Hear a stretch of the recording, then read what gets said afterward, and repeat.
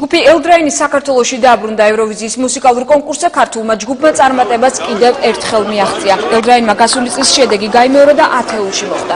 სიმღერით One More Day მან საპატიო მეცხრე ადგილი დაიკავა.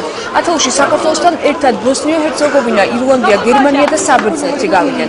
ათეულში ვერ მოხვდნენ ისეთი დიდი ქვეყნები, როგორც რუსეთი და დიდი ბრიტანეთია. ეგით 56-მე ევროფესტივალი გერმანიის ქალაქ დიუსელდორფში გაიმართა. მომავალ წელს მუსიკალურ კონკურსს წლევანდელი გამარჯვებული ქვეყანა აზერბაიჯანი უმასპინძლებს.